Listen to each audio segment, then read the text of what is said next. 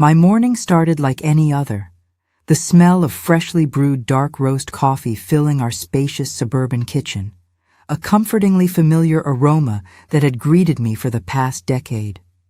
The hum of the stainless steel dishwasher, a wedding gift from Mark's incredibly generous and slightly intimidating Aunt Carol, provided a steady, almost meditative background tune. I'd meticulously ironed my crisp sky blue silk blouse, a subtle power statement for my big presentation today.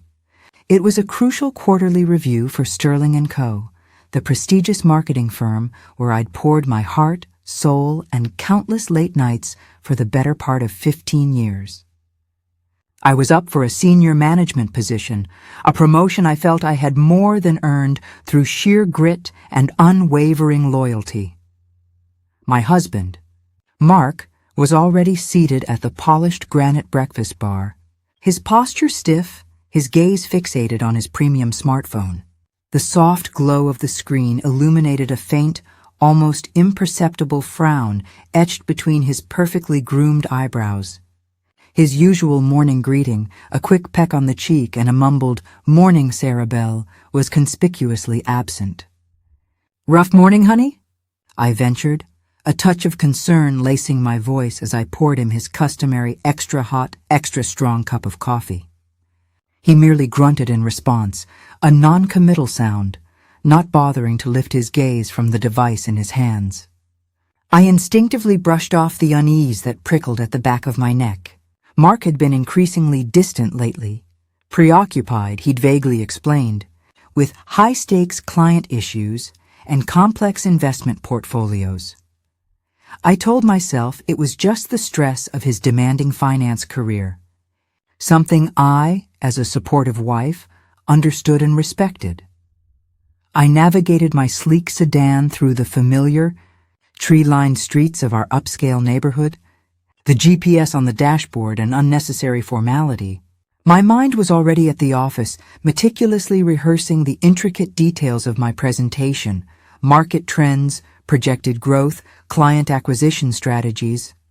My career at Sterling & Co. wasn't a flashy one, no dazzling awards or viral campaigns that made headlines, but it was solid, dependable, built on consistent results, and a quiet, unflappable efficiency. I had always been the diligent workhorse, the reliable backbone of the team, an unsung hero in a world often dominated by louder, more flamboyant personalities. I believed deeply in the value of loyalty, of meticulously building things brick by brick, of the quiet satisfaction of seeing a long-term strategy come to fruition. These were the principles that had guided my professional life, and I believed, our shared life with Mark. Upon arriving at the gleaming glass tower that housed Sterling & Co., the usual morning bustle felt oddly subdued. The air inside the office, typically vibrant with the energy of creative minds and the clatter of keyboards, felt strangely heavy, almost pregnant with unspoken tension. My assistant, normally a cheerful whirlwind of efficiency, averted her eyes as I passed her desk. A cold knot began to form in the pit of my stomach. Minutes later, the dreaded summons came, a terse email from my boss, Mr. Thompson's office. He requested my immediate presence. His office, usually a beacon of strategic thinking and controlled chaos, was unnervingly neat. Mr. Thompson, a man who typically exuded an aura of detached corporate optimism, sat behind his polished mahogany desk, his usually jovial face unusually grim. He launched into a monologue about unprecedented market shifts, necessary strategic recalibrations, and difficult, albeit unavoidable, corporate decisions. He spoke in a detached, almost robotic tone, his eyes carefully avoiding mine. My heart, which had already begun to pound a frantic rhythm against my ribs, plummeted with each carefully chosen corporate-speak word. The phrase, "your position has been eliminated," hit me not as a suggestion, but as a blunt, unforgiving physical blow. 15 years gone just like that. A lifetime of dedication, countless sacrifices vanished in a puff of economic jargon. I nodded, my mind a blank canvas, every thought erased by the shock. My hands moved on autopilot, gathering the scattered remnants of my professional life into a cardboard box. A framed photo of Mark and me at our wedding, his arm tight around my waist, his smile full of promise. A coffee mug emblazoned with "World's Best Marketing Manager," a gift from my team last Christmas. A worn copy of The 7 Habits of Highly Effective People, its pages dog-eared from years of diligent study. As I made my way through the labyrinthine corridors, my colleagues, their faces a mixture of pity and relief that it wasn't them, offered hushed, awkward condolences. Their words, intended to comfort, felt like sandpaper on an open wound. The walk to my car in the parking garage, once a quick, purposeful stride, felt like an agonizing eternity, each step heavier than the last. The world outside, which just hours ago had been vibrant with the promise of a successful day, now seemed to mock my sudden redundancy, my utter insignificance. I got home earlier than usual, the familiar house suddenly feeling impossibly vast and echoing with an unsettling emptiness.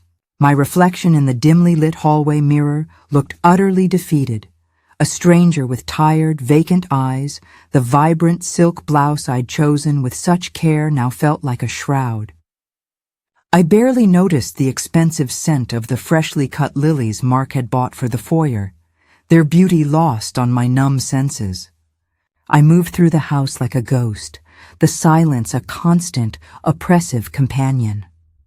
My fingers, cold and trembling, instinctively hovered over Mark's contact on my phone. I needed him, his unwavering comfort, his familiar reassurance, his steady presence. He was my rock, wasn't he? My partner in life, the man who had promised to stand by me in sickness and in health, for richer, for poorer. He picked up on the third ring, his voice curt, almost impatient. "Sarah, is everything okay? I'm in a critical meeting right now. Can this wait?" His tone was a sharp contrast to the tenderness I craved. "No, Mark," I whispered, my voice barely audible, thick with the unshed tears that were a tight knot in my throat. I was fired from Sterling & Co. just now." There was a long, agonizing pause, not of shocked sympathy, but of what felt like calculation. Then a weary sigh. Not of shared burden, but of profound exasperation. "Look, I can't deal with this right now, Sarah. This is really bad timing. I'll be home late. We'll talk then." The line went dead. "No, I'm sorry, honey, no. Are you okay?" Just a dismissal, cold and abrupt. The world, which had already seemed to shrink to a pinprick, now imploded. But when he finally walked through the door, hours later, long after the twilight had deepened into full night, his face wasn't etched with concern for my devastating predicament. It was cold, steely, and frighteningly resolute. He barely spared a glance for the cardboard box of my office belongings, still sitting accusingly by the sofa, a stark monument to my broken career. "Sarah," he began, his voice devoid of any warmth, carefully avoiding my tear-swollen eyes. "We need to talk. Seriously. This isn't just about your job." My stomach, already tied in agonizing knots, churned violently. My instincts screamed danger. "What is it, Mark?" I managed to ask, my voice barely a thread. He took a deep, theatrical breath, as if bracing himself for an unpleasant but necessary task. "I'm leaving you. I've met someone else." The words hung in the air, suspended like shards of glass, each one piercing me anew. My brain, already reeling from the earlier blow, simply refused to process this second, even more devastating assault.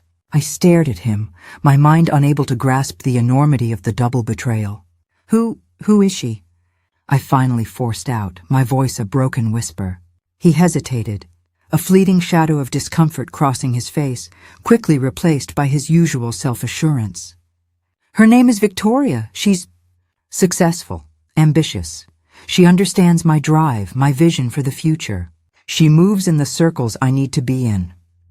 And then, the ultimate, cruelest dagger, delivered with an almost clinical detachment.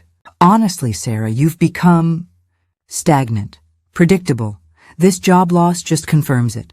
I need someone who aligns with my future, someone who isn't holding me back, not someone dragging me down with their problems.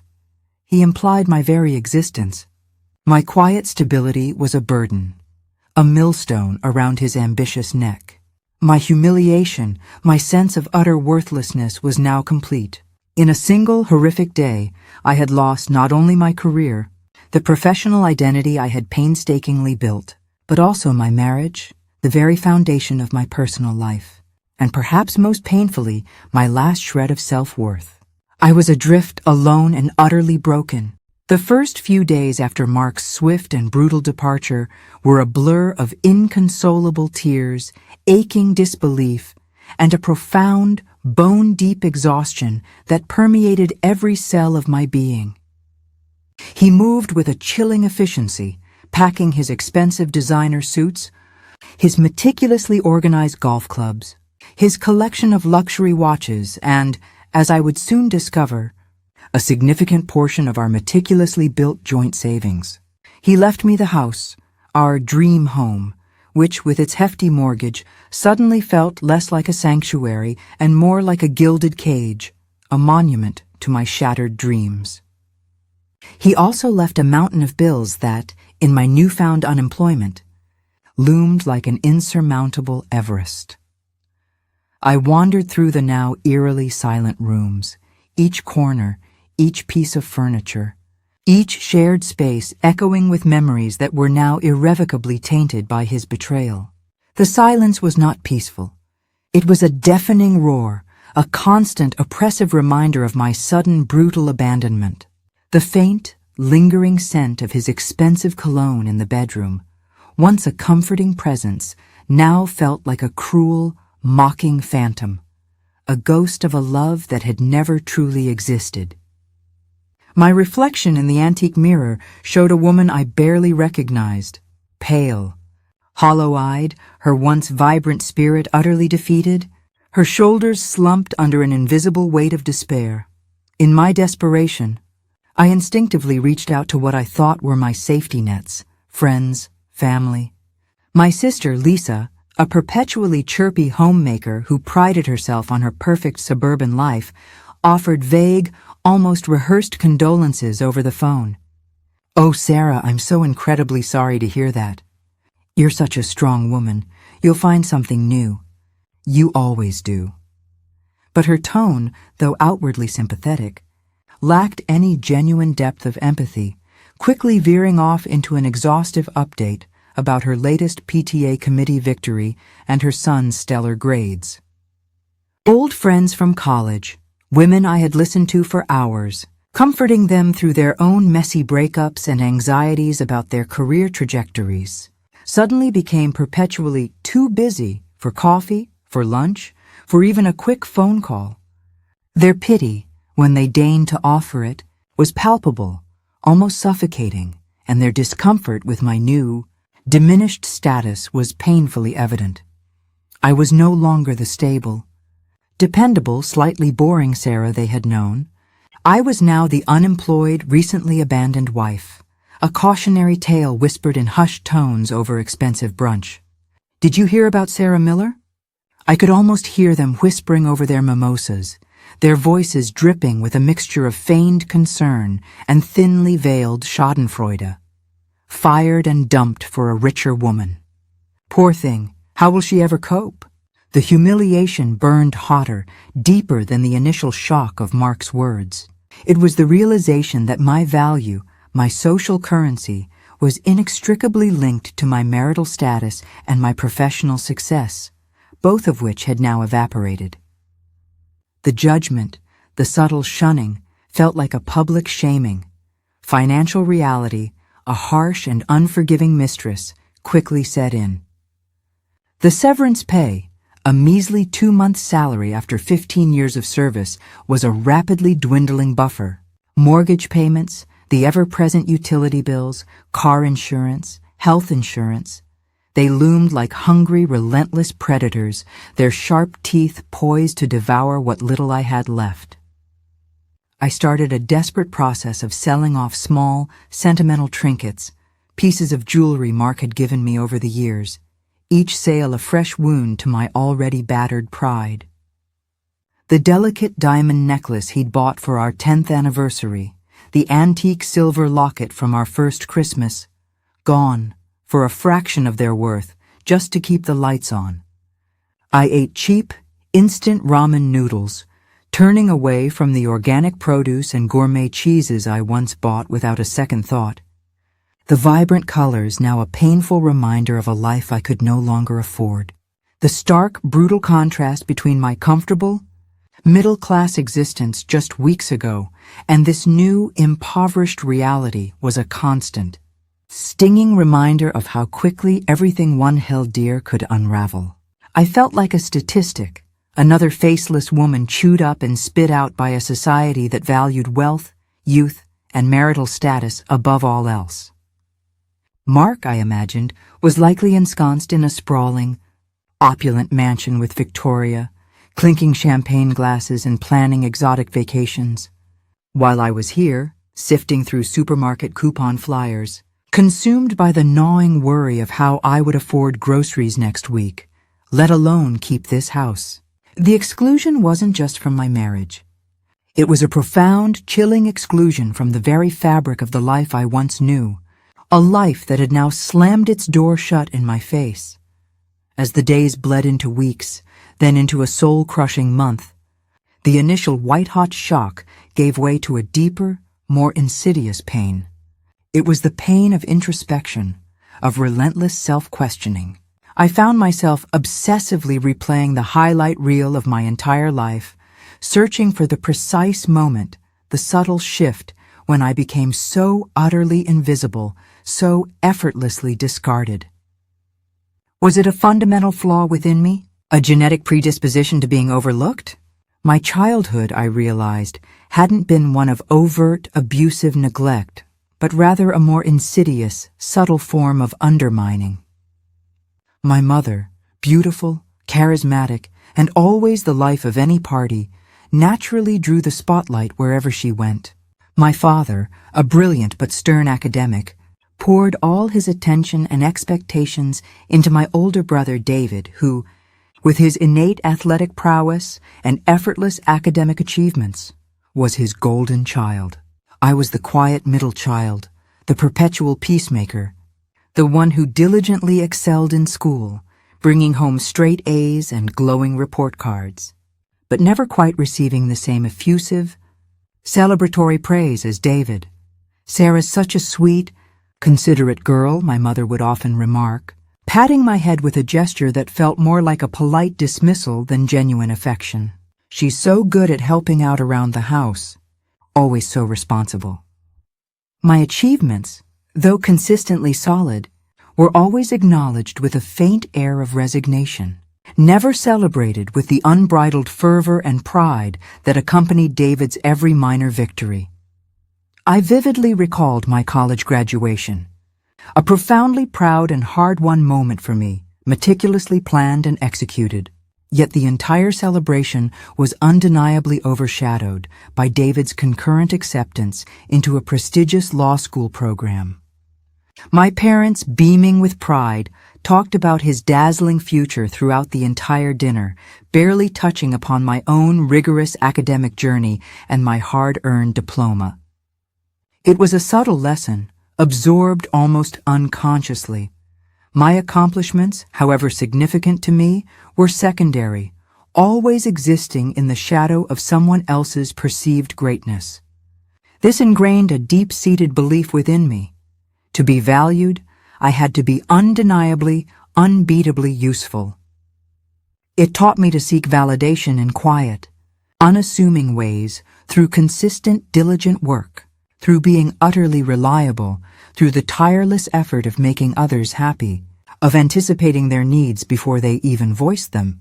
With Mark, the pattern, tragically, had been no different. I had meticulously cultivated the image of the perfect corporate wife, I supported his soaring ambitions, managed our immaculate home with precision, hosted his clients with effortless grace. I sacrificed my own nascent desires, my own potential for growth, my own quiet passions, believing with an almost desperate hope that if I was utterly indispensable to him, if I fulfilled every unspoken need, he would inevitably cherish me. He would have to see my worth. The rhythmic hum of the washing machine, the comforting scent of fresh linen drying in the sun, the sparkling cleanliness of our home, these were the things that, to me, defined a safe, nurturing haven, a true home. And I took immense pride in providing them, seeing them as tangible expressions of my love and dedication. But Mark, with his subtle, insidious criticisms, had slowly, almost imperceptibly, chipped away at my identity, eroding my confidence. He subtly dismissed my career choices, my burgeoning hobbies, even my long-standing friendships. "You spend too much time on that silly pottery," he'd scoff with a dismissive wave. "It's not like it pays the bills, Sarah." Or, "Why do you bother with those boring book clubs? You should be networking, meeting people who can help my career." I'd internalized his constant, low-level criticisms, believing that I wasn't enough, that my quiet, artistic passions were trivial, unworthy. And so I shrank, accommodating his every desire, bending my will to his, desperately believing that his approval was the sole arbiter of my self-worth. Now, sitting alone amidst the stark emotional wreckage of my life, the truth unfurled before me with chilling clarity.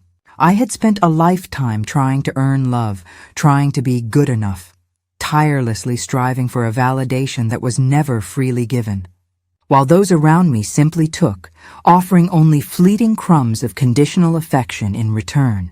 The humiliation, the profound, burning shame, was not solely a product of Mark's brutal betrayal.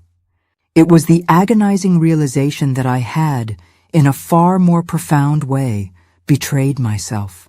I had done so slowly, subtly, over decades, by passively allowing myself to be systematically devalued, by accepting a diminished version of my own existence.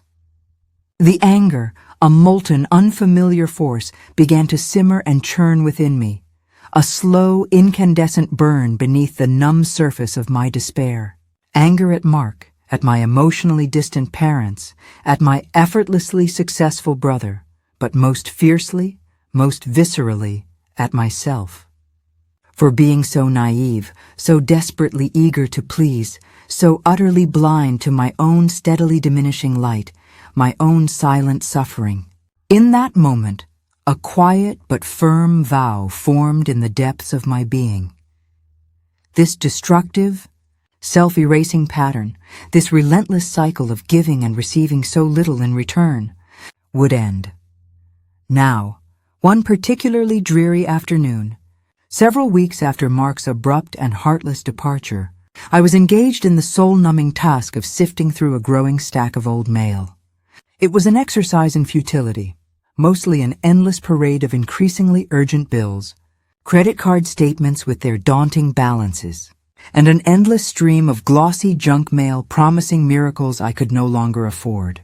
Each envelope felt like a tiny paper cut, a fresh reminder of my rapidly deteriorating financial situation and my utterly hopeless predicament.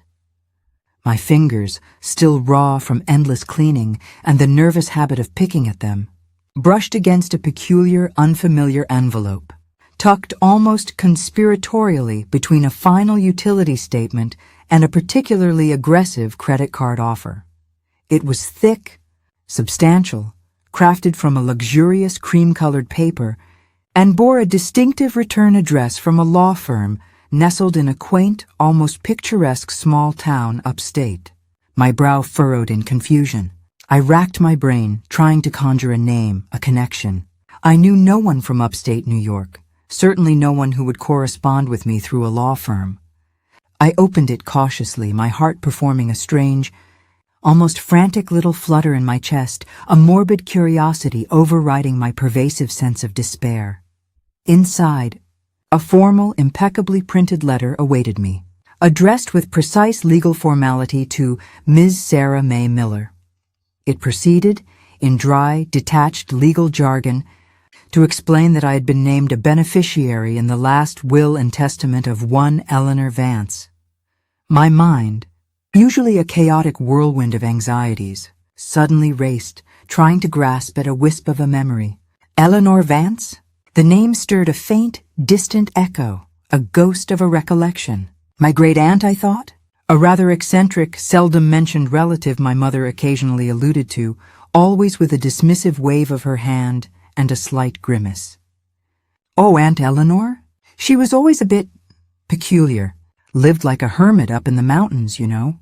A spinster, never quite fit in.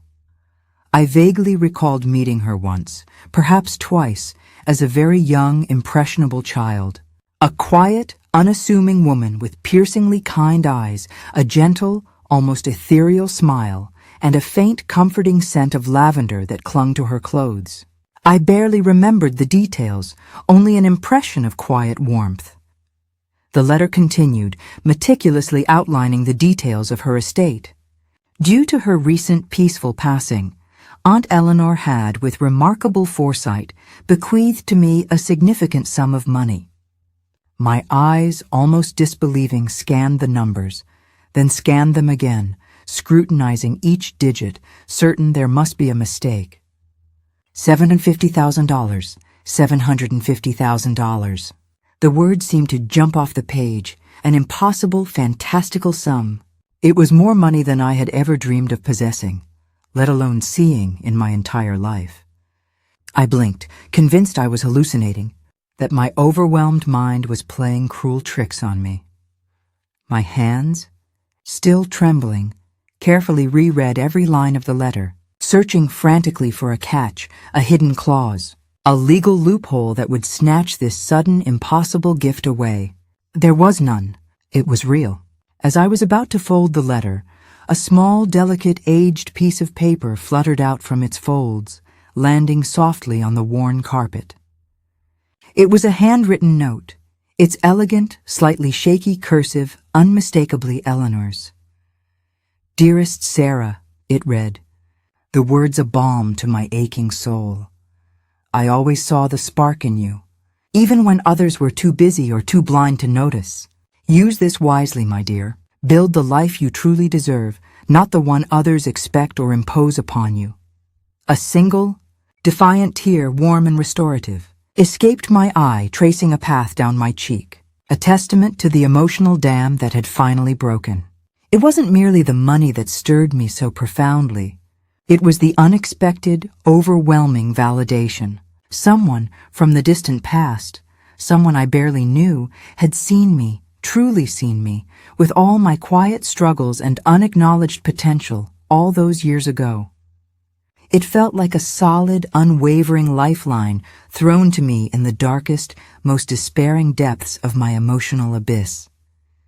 It wasn't a magical, instant fix to every single one of my problems, but it was a sturdy, reliable ladder, a concrete, tangible way out of the suffocating pit I had fallen into. The insistent, yet strangely comforting, hum of the refrigerator was the only sound in the vast, silent house as I sat there, the life-altering letter clutched tightly in my hands, its cream-colored paper a stark contrast to my pale, bloodless fingers. My mind, which had for weeks been a chaotic, swirling mess of overwhelming worries, paralyzing fears, and agonizing self-doubt, was suddenly, miraculously, crystal clear. This wasn't about Mark and his cruel betrayal. It wasn't about my abruptly ended, unfulfilling corporate job. This, I realized with a jolt of profound clarity, was, at long last, about me. Eleanor's wise and gentle words, penned by a hand long still, echoed with an almost sacred resonance in the quiet chambers of my mind. Build the life you truly deserve. For the first time in what felt like an eternity, a tiny, fragile flicker of hope ignited within my chest, a small but fiercely burning spark that promised not just a new beginning, but an entirely new horizon, vast and uncharted, The path forward was still shrouded in uncertainty, still fraught with potential pitfalls and unknown challenges. But now, crucially, I possessed the means, the unexpected gift, the profound opportunity to finally forge my own way, to carve out a destiny that was unequivocally, unapologetically mine. The inheritance was not just a shock. It was a profound, life-altering revelation, a cosmic joke played at the expense of my despair. My immediate, ingrained impulse was the practical one: pay off the suffocating mortgage, clear the mountain of debts, and finally, simply breathe a sigh of immense relief. But Eleanor's elegant handwritten note, with its wise and gentle counsel, kept whispering persistently in the quiet recesses of my mind. A constant, guiding presence. Build the life you deserve. What kind of life, I began to ponder, truly deserved me? It was unequivocally not a life dictated by paralyzing fear or by the stifling, often unspoken expectations of others. It was not a life where my worth was measured by my utility to someone else's ambition. I allowed my thoughts to drift back to my pottery, that solitary, cherished hobby Mark had so casually and consistently dismissed as silly or unproductive. The exquisite, earthy feel of cool, pliable clay in my hands, the almost hypnotic, meditative rhythm of the potter's wheel as it spun its silent magic, the sheer, undeniable joy of transforming a formless, inert lump into something beautiful, unique, and profoundly functional. It was in those moments, and only in those moments, that I truly felt like my authentic self, completely unfiltered, utterly unburdened, wonderfully free. It was more than a hobby. It was a sanctuary, a quiet corner of my soul where I found solace and expression. I had always harbored a secret, yearning dream of owning my very own pottery studio, a dedicated, sacred space where I could create without external constraint, without critical glances or dismissive comments. The inheritance wasn't just a sum of money. It was, I realized with a jolt of exhilarating clarity, pure, unadulterated freedom. It was a golden, unexpected second chance to finally, audaciously, pursue that long dormant dream. I spent days, weeks, absorbed in research, devouring every book, every online course, every YouTube tutorial I could find on the intricate arts of ceramics, the bewildering complexities of small business management, and the often frustrating nuances of digital marketing. I discovered a charming, slightly dilapidated commercial space for rent in a rapidly revitalized downtown district, an old brick building with vast, light-drenched windows that promised ample natural light, and enough raw space to house my burgeoning ambition. It was daunting, exhilarating, and absolutely terrifying all at once. Every fiber of my being screamed both caution and a fierce, urgent desire to leap. My former self, the cautious, approval-seeking Sarah, would have undoubtedly consulted Mark, would have endlessly sought validation and permission from my parents, would have meticulously overanalyzed every conceivable failure point until paralysis set in. But the new Sarah, the woman who had been forged in the white-hot fires of humiliation, betrayal, and profound loss, simply acted. With a surprising surge of courage, I secured the lease, signing the papers with a hand that trembled slightly but firmly. I then plunged headfirst into investing in professional-grade equipment, a gleaming new kiln, multiple state-of-the-art potter's wheels, and an almost overwhelming array of glazes in every imaginable color and finish. I pored over design magazines, sketching out the interior myself, meticulously creating an inviting, airy, and functional space that felt uniquely mine. I even enrolled in a local small business accelerator program, actively pushing myself far beyond the comfortable confines of my corporate past. The physical act of setting up the studio was, in itself, profoundly therapeutic. Hauling heavy bags of clay, painstakingly assembling towering shelves, painting the walls a calming shade of earthy green. Each grueling task felt like a powerful, tangible declaration of my newfound independence, a defiant statement against the wreckage of my former life. My hands, once accustomed to the sterile click of keyboard shortcuts and the smooth glide of corporate reports, now thrilled in the raw, tactile work, the glorious grit of dirt, the transformative act of shaping something from nothing. It was utterly exhausting, yes, but it was a good exhaustion, a deeply satisfying fatigue born of physical effort and creative endeavor. It was a sense of profound accomplishment, a quiet triumph I hadn't genuinely felt in years. I deliberately named my studio Clay and Solace, a poignant, double-edged nod to both the ancient art form and the deep, restorative peace and comfort I found within its practice. The insidious tendrils of fear were, for a long time, a constant, unwelcome companion, a persistent, nagging voice in the back of my mind questioning my very sanity. "You're a middle-aged woman, Sarah," it would whisper, "starting a pottery studio? After being unceremoniously fired and brutally divorced? Are you utterly mad?" But Eleanor's wise and encouraging words, coupled with the searing memory of Mark's contemptuous disdain, fused into an unshakable resolve that fueled my every action. This wasn't merely a business venture. It was, I realized with a fierce determination, a defiant, unwavering act of profound self-reclamation. This was me, finally, unequivocally, building something entirely for myself, on my own terms, accountable to no one but my own burgeoning spirit. The mere thought was both intoxicatingly liberating and deeply empowering. I felt an almost primal surge of energy, a wellspring of determination I hadn't known I possessed. A quiet, insistent urge to prove to myself, more than to anyone else, that I was infinitely more than just a discarded wife, a jobless woman. I was a force, a creator, a survivor. I was building a future where my value was intrinsic, not bestowed.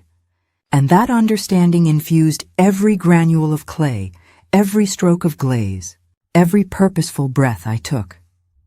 The grand opening of Clay and Solace was less a celebration and more a baptism by fire, a plunge into the exhilarating, terrifying unknown. The first few weeks were a relentless roller coaster of soaring highs and plummeting lows, each day a precarious balance between optimism and impending dread.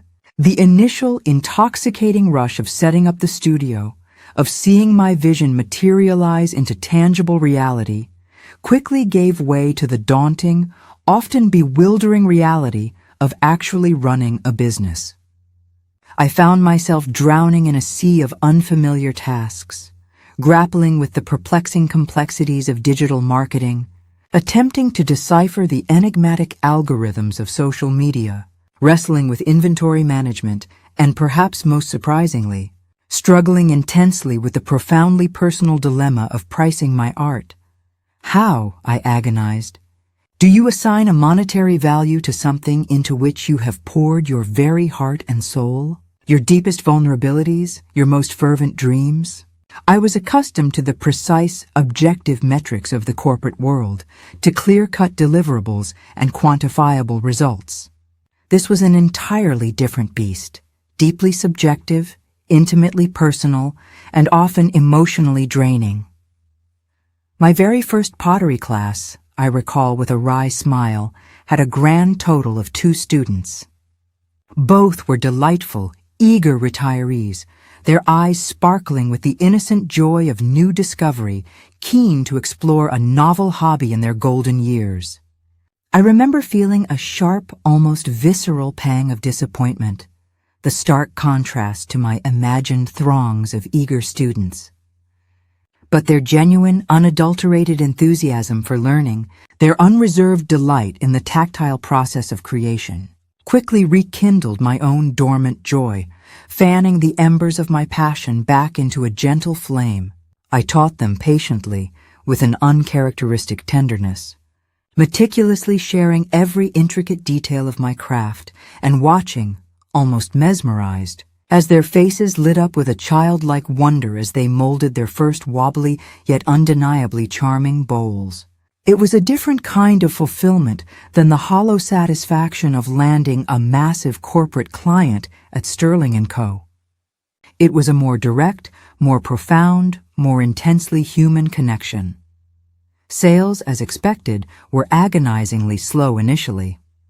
My meticulously crafted mugs, my elegantly thrown vases, my whimsical sculptural pieces sat on their gleaming shelves, gathering dust, untouched by eager hands. There were countless days, long and silent, when I doubted everything, the insidious voice of Mark echoing with brutal clarity in the hollow chambers of my mind. "It's not like it pays the bills, Sarah. It's just a silly hobby." I found myself staring, with a growing knot of visceral anxiety, at the rapidly dwindling balance of my inheritance. A cold fear tightening its grip around my stomach. What if I was wrong? What if this entire audacious venture was nothing more than a fool's errand, a colossal waste of Eleanor's incredibly generous, life-altering gift? But I pressed on, propelled by a quiet, burgeoning defiance. I swallowed my pride and signed up for every local craft fair and farmer's market I could find, meticulously setting up my small, humble booth, nervous but fiercely determined.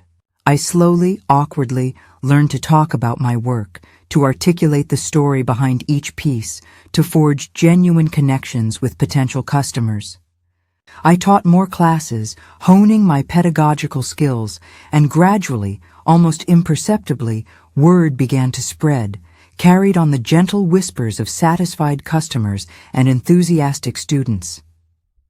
A charming local coffee shop, renowned for its artisanal brews, commissioned a bespoke set of custom mugs, their owner captivated by the unique craftsmanship. A small independent art gallery in a neighboring town, known for championing local talent, expressed a keen interest in displaying my burgeoning body of work. Each minuscule victory, each new commission, each word of praise felt absolutely monumental, a hard-won affirmation against the backdrop of my recent losses. The financial strain, though ever-present, slowly became manageable. I learned to budget with an almost militant fierceness, meticulously tracking every penny, every expense.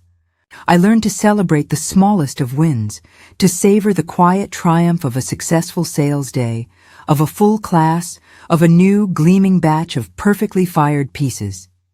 Most importantly, I learned to trust my own burgeoning instincts, that quiet, internal compass that had been so long suppressed. There were still, of course, moments of intense frustration, of heartbreakingly broken pieces, of glazes that unpredictably rebelled, refusing to turn out as envisioned. But these were no longer existential crises that threatened to shatter my resolve. They were simply an intrinsic part of the messy, beautiful, organic process of creation, invaluable opportunities to learn, to adapt, to grow. For the very first time in my life, I felt a deep, abiding, and utterly authentic pride in my work, in my tireless effort, and most profoundly in myself. This success, I knew, was not handed to me on a silver platter. I was painstakingly building it, piece by careful, deliberate piece, with my own two hands, with my own resilient spirit. The journey of meticulously rebuilding clay and solace wasn't merely about mastering the ancient art of pottery. It was, in a far more profound sense, about the intricate, painstaking process of rebuilding my own shattered life. And a singularly crucial part of that unexpected, arduous journey was the transformative realization that genuine connection and unwavering support didn't have to emanate exclusively from blood relatives or a marital bond. It materialized instead from the most unexpected of sources, from people who genuinely saw me, truly valued me, and intrinsically believed in my worth. My first, tentative steps into this chosen family appeared in the most wonderfully serendipitous and often surprising forms. There was Maria, the formidable yet incredibly kind owner of the small, artisanal bakery nestled conveniently next door to my studio. A feisty woman in her late 60s, Maria possessed a booming, infectious laugh that could fill any room and a heart made of pure gold. She'd often spontaneously pop into my studio, her arms laden with the warm, buttery fragrance of freshly baked croissants, offering them with a wink and a knowing smile. She'd dispense unsolicited, but almost invariably brilliant business advice, gleaned from decades of navigating her own entrepreneurial path, and listen with an almost uncanny, genuine interest as I articulated my daily struggles and celebrated my small, hard-won triumphs. "Sarah, your art, it has soul. Real soul," she'd declared one day, holding up a beautifully glazed bowl with an air of profound reverence. "Don't you ever let anyone tell you otherwise." Her fierce, unwavering belief in me, her unreserved encouragement was a powerful, soothing tonic to my still fragile spirit. Then there was Ben, a quiet, introspective graphic designer whose studio was located just a few blocks away. He was a regular at the trendy coffee shop directly across the street from Clay and Solace. And one afternoon, he'd subtly mentioned noticing my fledgling, somewhat clumsy attempts at navigating the bewildering world of social media marketing. With an unexpected generosity, he offered to lend his expertise, sensing my struggle. He meticulously created a stunning, visually cohesive logo for Clay and Solace, a design that perfectly encapsulated the studio's aesthetic. He painstakingly designed and launched my first professional website, a sleek and intuitive platform, and patiently taught me the intricate ropes of cultivating a robust online presence, all for a mere fraction of his usual steep fee. "Your work deserves to be seen, Sarah," he'd articulated, his earnest eyes meeting mine with a sincere directness. "And you, more than anyone, deserve to be supported." My pottery students, too, blossomed into an unexpected, vibrant source of warmth, camaraderie, and profound community. They weren't just fleeting clients, individuals passing through for a fleeting lesson. They rapidly evolved into a diverse, yet incredibly cohesive group of fellow artists, each eager to learn, to share their nascent talents, and to collectively create. We'd often linger long after class had officially ended, the studio air thick with the earthy scent of clay and the comforting aroma of brewing tea, chatting animatedly about life, sharing our personal stories, and laughing with unrestrained joy over our collective, clay-covered mishaps and artistic misadventures. They admired my burgeoning body of work, my unwavering resilience in the face of adversity, and my sheer audacious courage to embark on such a bold, new chapter. Their genuine enthusiasm, their unpretentious camaraderie, and their shared passion for the craft filled an emotional void within me that I hadn't fully realized was so profoundly deep.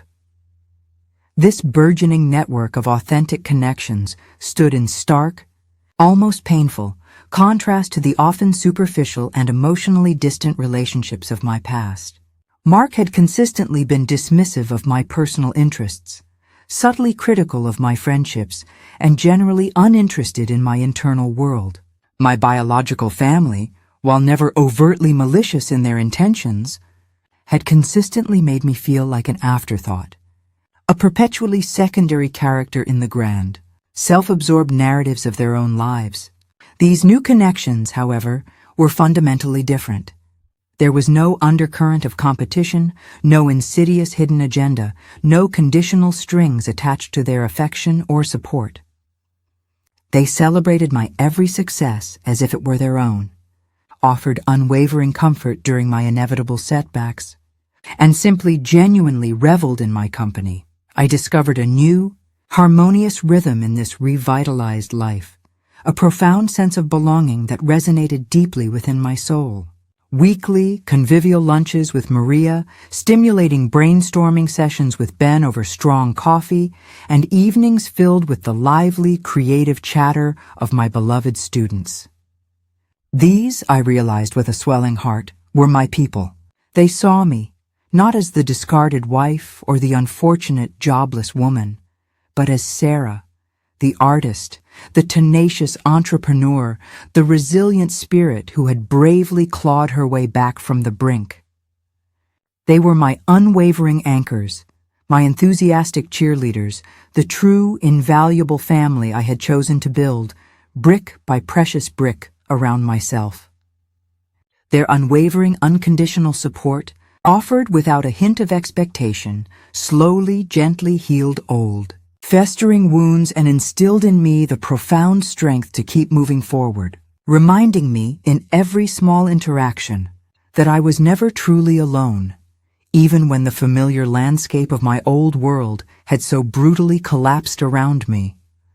6 glorious months into this vibrant new life, with Clay and Solace not just surviving, but genuinely humming with the vibrant energy of a thriving business. I found myself immersed in the bustling atmosphere of a prominent local art fair. My booth, meticulously arranged, proudly showcased my latest collection of stoneware, each piece radiating the quiet confidence I had meticulously cultivated. The late afternoon sun, a benevolent golden orb, cast a warm, inviting glow on my booth, beautifully highlighting the unique, earthy textures and nuanced colors of my handcrafted pieces. I was engaged in an animated, utterly genuine conversation with a potential customer, a woman with discerning eyes and an appreciative smile, meticulously explaining the intricate process behind a particularly elaborate, multi-fired vase. My life, though still presenting its fair share of challenges and hurdles, felt profoundly full, deeply purposeful, and wonderfully authentic. Then across the wide, bustling expanse of the town square, my gaze snagged on a familiar figure. Mark. He was with Victoria, her slender arm linked proprietarily through his, her laughter, a little too loud, a little too forced, tinkling brittly in the autumn air. They were heading with purposeful strides toward a popular gourmet cheese stall, seemingly oblivious to the vibrant tapestry of humanity around them, cocooned in their own self-important bubble. My stomach gave a familiar, unwelcome clench, a phantom echo of the anxiety that had once defined my life. But almost immediately, that visceral reaction dissolved into something far more liberating, a quiet, profound indifference. He looked exactly the same, impeccably dressed in his usual sharp suit, an almost tangible air of self-importance clinging to him like a second skin. Victoria, a vision in her designer dress, all sharp angles and expensively highlighted hair, seemed to glow with a superficial sheen of perfection. As they drew parallel to my booth, Victoria, ever the astute observer, paused, her eyes lingering with a flicker of interest on a carefully arranged set of ceramic coasters. Mark, still utterly engrossed in his premium smartphone, scrolling through what I presumed were important financial updates, barely registered her stop, let alone my presence. "Oh, Mark, darling, these are absolutely lovely," she chirped, her voice just a shade too sweet, picking one up with perfectly manicured fingers. "So unique, so earthy." My heart gave a strange, almost imperceptible thump against my ribs. This was it, the inevitable, dreaded encounter. I braced myself, a barely noticeable tremor passing through my hands, but a quiet resolve settled within me.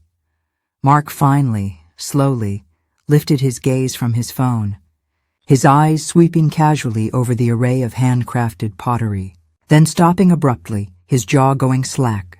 As his eyes registered me, his eyes widened in a flicker of undisguised surprise, quickly followed by something akin to confusion, almost disbelief, crossing his impeccably composed face.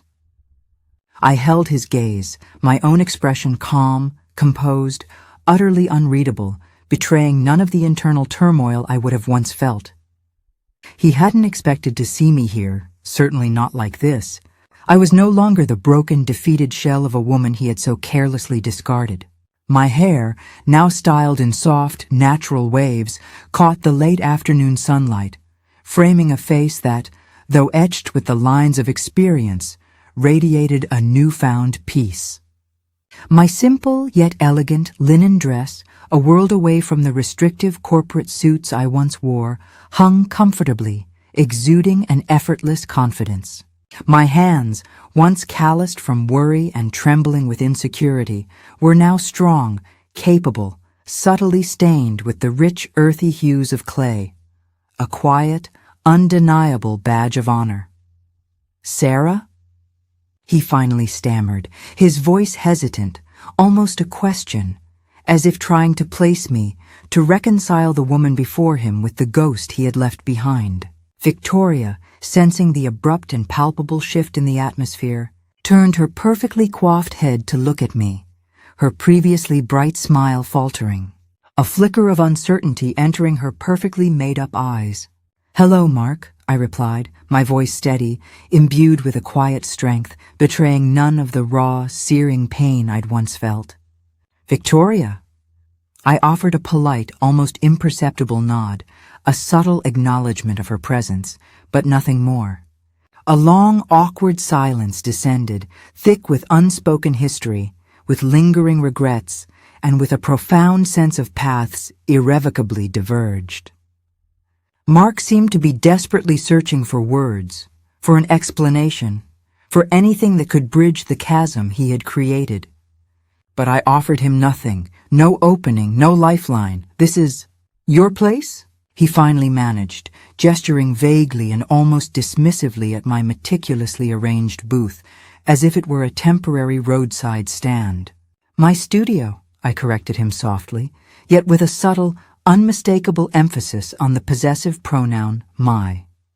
"Clay and Solace. I started it about a year ago, after—" I let the unspoken words hang in the air, allowing him to fill in the painful blank. His jaw tightened almost imperceptibly, a muscle twitching in his cheek. Victoria, ever the opportunist, ever eager to assert her perceived superiority, chimed in with a saccharine sweetness. "Oh, how utterly charming, Sarah. A little hobby to keep you busy. How sweet." I met her gaze, a small, knowing, almost mischievous smile playing on my lips. "It's far more than a hobby, Victoria. It's my life. And it's actually quite successful, wouldn't you say?" I gestured pointedly to a prominent sold tag adorning a large, intricate, multi-glazed vase. A piece that had taken weeks of painstaking effort to create and had, I knew, fetched a handsome price at the start of the fair. Mark's face was a fascinating, almost comical, mixture of sheer bewilderment, dawning realization, and a hint of something uncomfortably close to regret. The woman standing before him, radiating a quiet, self-possessed confidence and an undeniable, unshakable strength, was unequivocally not the Sarah he had dismissed, the one he had so confidently deemed stagnant and easily replaceable. The power dynamic, the subtle unspoken hierarchy between us, had irrevocably, dramatically shifted. "Well," he stammered, his usual smooth veneer cracking, That's really good. Good for you, Sarah." He mumbled something incoherent about needing to go, pulling Victoria away by her arm, her eyes, now filled with a flicker of something unpleasantly like envy, darting back to my thriving booth, unable to fully tear themselves away.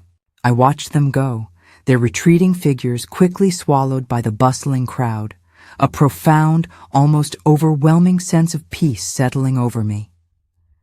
The insidious ghost of humiliation, that unwelcome specter that had haunted me for so long, had in that singular defining moment, finally, utterly been banished.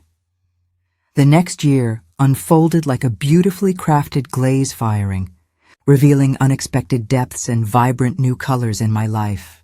It brought with it an incredible, exhilarating wave of growth and recognition for Clay and Solace.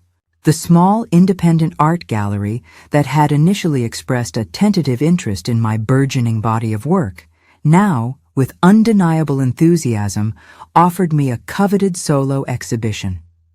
My ceramic pieces, with their distinctive organic forms, their rich, earthy glazes, and their subtle, yet profound narratives, resonated deeply with the art-loving public. Each and every piece displayed in the exhibition sold out within days. A resounding triumph that I celebrated, not with champagne and corporate accolades, but with the heartfelt embraces and shared tears of Maria, Ben, and my closest, most supportive students. The local newspaper, a bastion of small-town news, ran a heartfelt, front-page feature story on Sarah Miller's remarkable second act, meticulously detailing my inspiring journey from a corporate casualty to an acclaimed, thriving artist.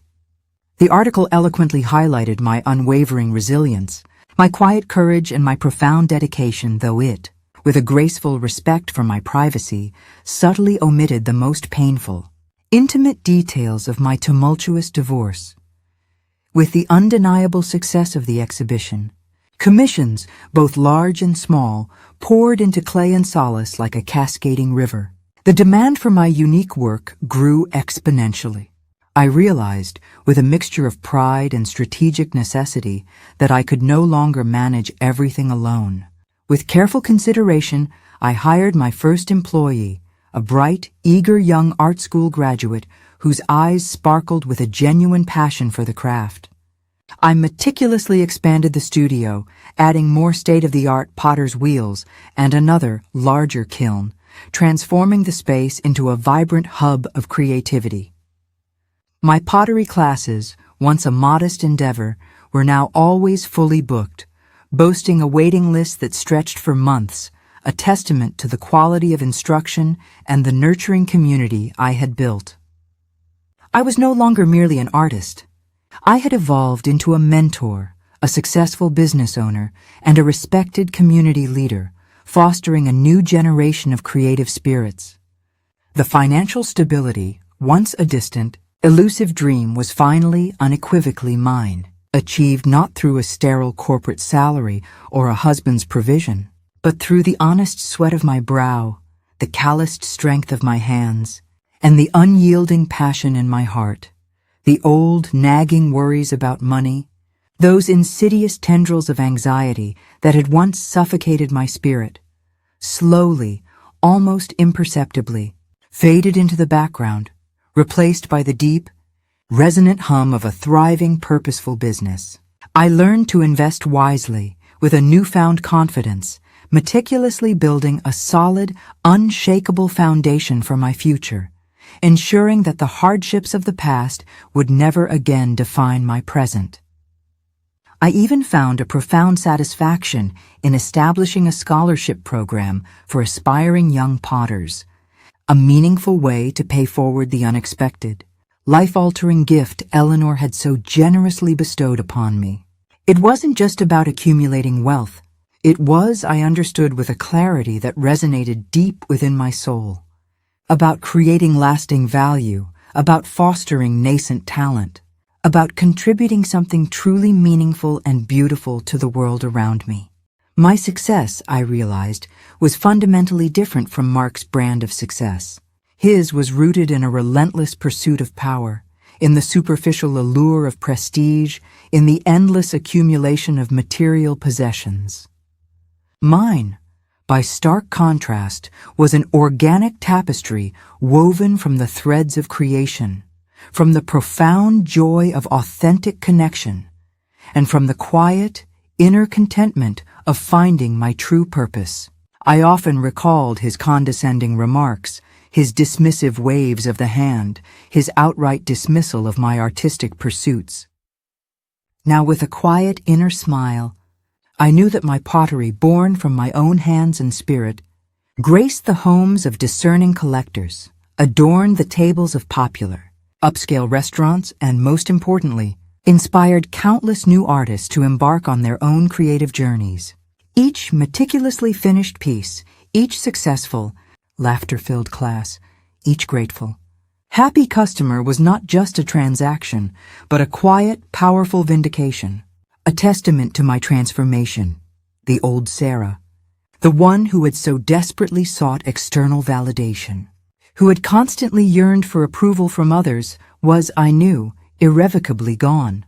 In her place stood a woman profoundly different, A woman who knew her intrinsic worth not because of a corporate job title, not because of a husband's fleeting affection, not even because of a family's conditional approval.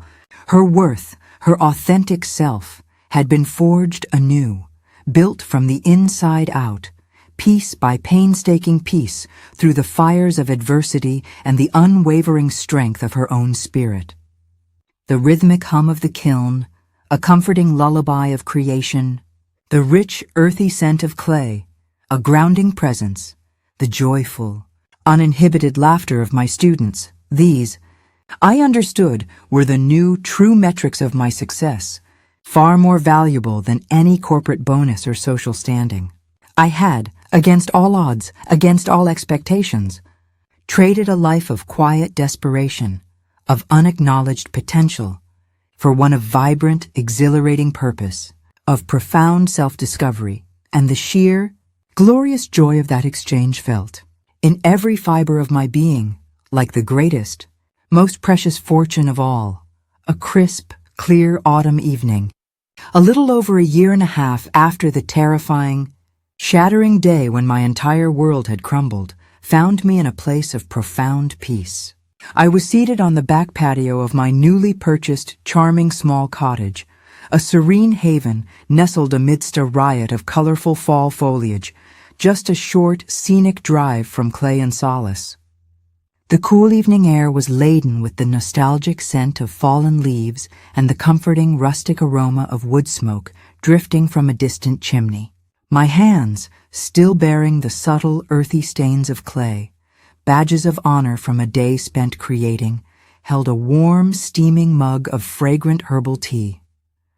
The cottage itself was modest, undeniably cozy, and filled to the brim with unique pieces of art lovingly created by my talented students, alongside a steadily growing collection of books that promised new adventures and knowledge. It was, I realized with a swelling heart, entirely mine, every brick, every window pane, every carefully chosen piece of furniture, earned not through compromise or inherited privilege, but through my own fierce ingenuity, my unwavering resilience, and my tireless hard work. There were no shared mortgages, no unspoken expectations, no insidious strings attached, just a profound, unadulterated sense of peace, of belonging, of finally being home. I gazed up at the vast, inky canvas of the night sky, a familiar constellation twinkling with quiet familiarity above me, a silent witness to my journey. My path, I acknowledged with a wistful smile, had been undeniably arduous, marked by profound, searing pain and moments of relentless self-doubt that threatened to engulf me entirely. But it had also been, in its own way, a journey of exhilarating, transformative self-discovery, a reclamation of a self I hadn't realized I had lost. I thought of Mark, and for the very first time, there was no longer a flicker of bitterness, no lingering ember of anger, no residual ache of resentment, only a quiet, profound understanding. He had left me for what he, in his limited perception, had deemed richer, for what promised him more status, more power, more superficial glitter. But in doing so, he had, with an unwitting cruelty that had, paradoxically, become my greatest blessing, gifted me the profound opportunity to discover true, unshakable wealth, a wealth not of currency, but of spirit, of an indomitable resilience, and of authentic, soul-nourishing connection. The raw humiliation of his betrayal, the sharp, stinging pain of being so carelessly discarded, had been the crucible in which a stronger, a truer, an unequivocally more self-aware Sarah had been forged. The pervasive sense of exclusion I had felt, the social awkwardness, the feeling of being an outsider looking in, had inadvertently pushed me to seek out and cultivate genuine, heart-deep connections, to painstakingly build a family not bound by the arbitrary ties of blood or the cold contracts of law, but by shared values, by mutual respect, by unwavering empathy, and by unconditional love. Maria, with her booming, infectious laugh and her fierce, protective loyalty, had, in essence, become the sister I had longed for but never truly had. Ben, the quiet, thoughtful designer, had emerged as a steady, supportive brother figure, offering his talents and his friendship without reservation. And my students, that vibrant, diverse community of aspiring artists, had become a source of immeasurable joy, of intellectual stimulation, and of deep, abiding emotional nourishment, healing my soul in ways I never thought possible.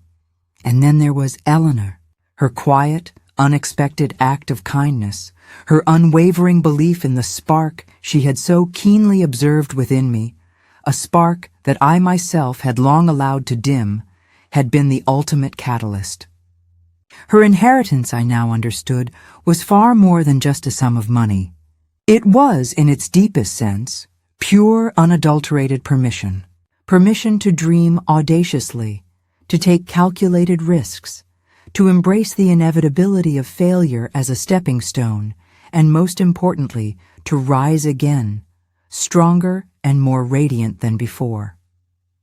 It had allowed me to reclaim my own narrative, to meticulously rewrite my story, transforming it from one of victimhood and despair to one of triumphant self-creation, of a phoenix rising from the ashes, magnificent and free.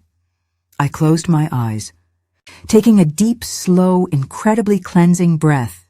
The path ahead, I knew, was still veiled in the comforting mystery of uncertainty, and life, in its unpredictable wisdom, would undoubtedly present new challenges, new mountains to climb. But I no longer feared them. I had faced the absolute worst that life could throw at me.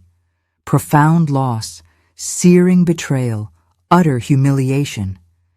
And I had not only survived, but I had, against all odds, spectacularly thrived. My worth, my intrinsic value, was no longer tethered to external validation.